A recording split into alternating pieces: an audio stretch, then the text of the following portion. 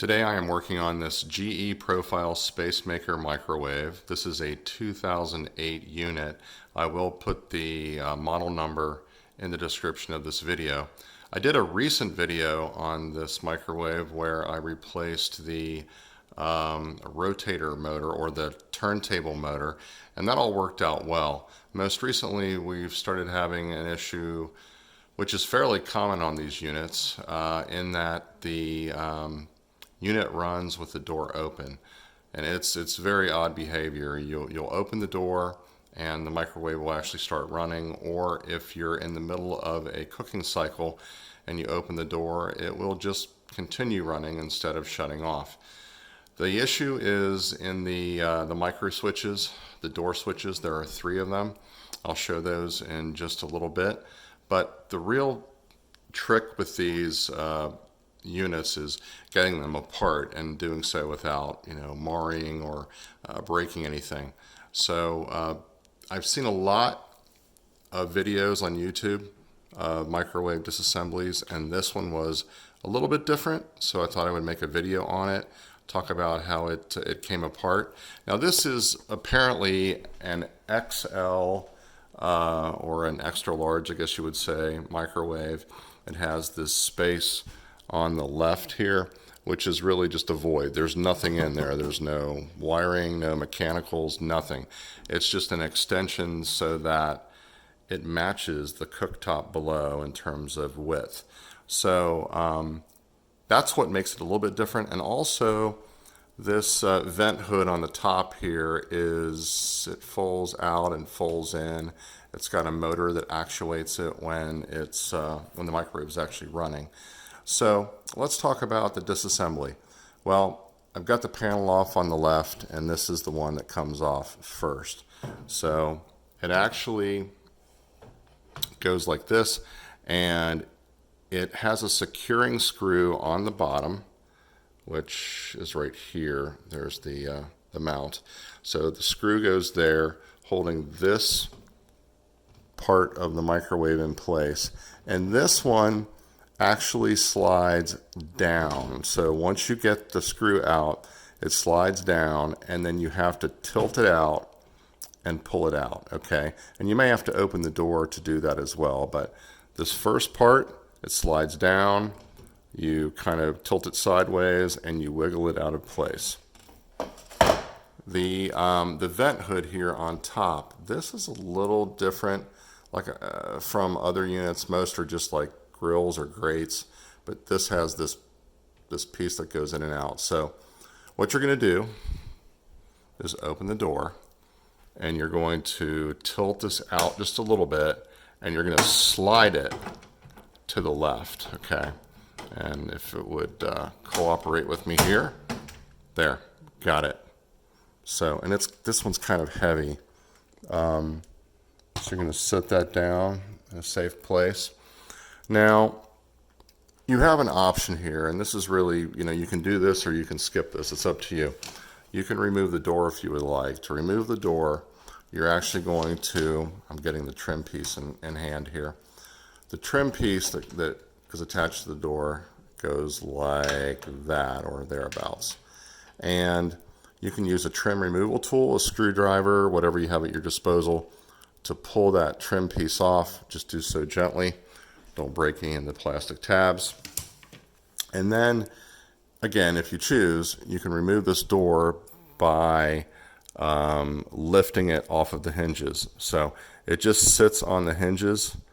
It's not, it's held on by gravity, right? It's not, there's no clips or washers or screws or bolts or anything like that. So you can just lift straight up, and it comes completely off the unit.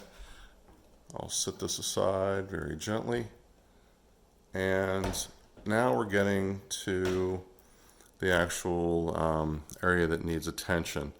So the last part that you have to take off the microwave is the control panel.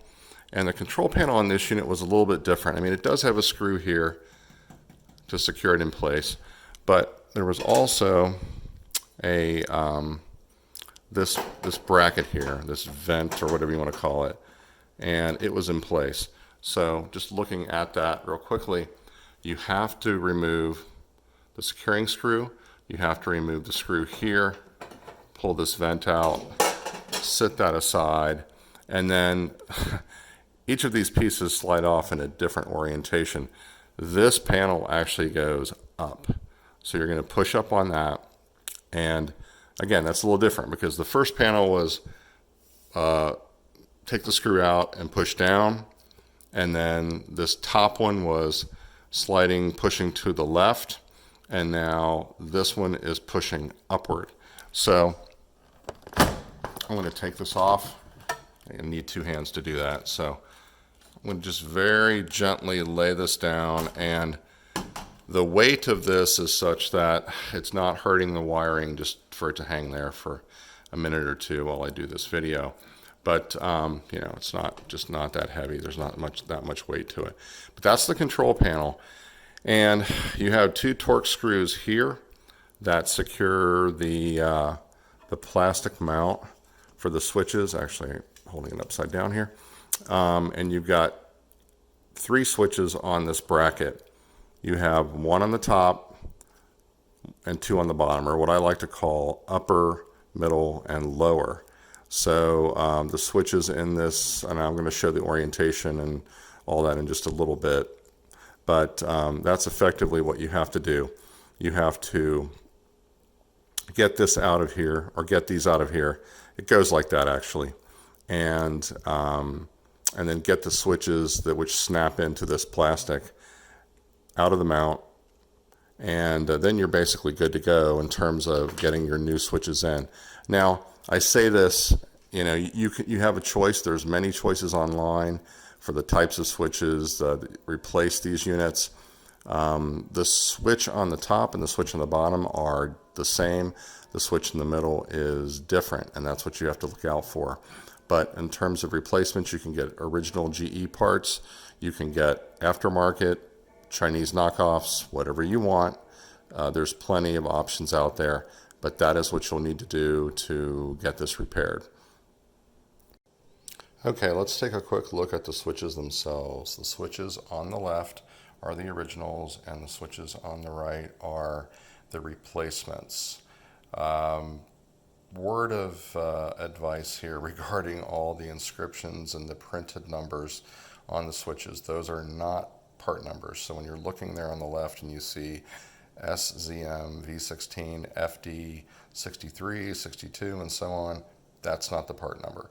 The 68620C and the 28614C, also not the part numbers. You can use those numbers to kind of cross-reference or back into the part numbers for your unit. You can also just pull a parts list or part diagram for your unit to determine what the switches are, but those are not the part numbers, oddly enough. And then you see that the switch tabs themselves, some are orange, some are red. You would think that they would mean something. They really don't. It doesn't. That's not part of the scheme. I thought there was a color scheme, but there's not. The ones on the left are all orange, and the ones on the right are red and orange. So how do they go into this bracket? Well, you're going to have one going here, the lower one. That'll be, in this case, the red tab. The one in the middle is going to go right here in that orientation, and then the one on top goes in this top mount. So again, the bottom and the top switches are the same. The one in the middle is different, and that's really it. So I'm going to put those switches in this bracket, put it back in the unit, and put it back together. Let's take a quick look at the switches now that they are mounted into the plastic bracket. So the one on the bottom here is in place. Ditto for the one in the middle, and then the upper or top switch is in its place as well. Now, the story on these switches is that the one in the middle is considered a closed switch, and the ones on the top and bottom are considered open switches. So that's, you know, each of these or all of these together complete a circuit. And on that note, we should take a quick look at the wiring. And when you do plug this back into the unit, you want to make sure these orange ones here go on top, and it's kind of obvious because we've got a zip tie, and this is the only way it really would go or reach. The red and black go to the middle switch, and the all black, which is in the background here, hopefully you can see it, that goes to the bottom switch. So bottom, middle, upper, orange, black and red, or red and black, and two blacks on the bottom. Okay, a real quick look before I put the bracket back into the unit, and the wiring is just as I described. All black on the bottom, red and black in the middle, and orange up top. The unit is reassembled, the microwave is fully operational, and it is working as it should. If you now open the door in the middle of a cycle, it shuts off, and there's no abrupt starting of the unit when the door is opened at random. So those behaviors have been resolved and everything is as it should be. One closing comment, and something I forgot to mention before: when disassembling and reassembling this unit, the panel on the left, as you know, it slides up from the bottom, and to do that, you're going to need to loosen and remove the panel on the bottom of the unit.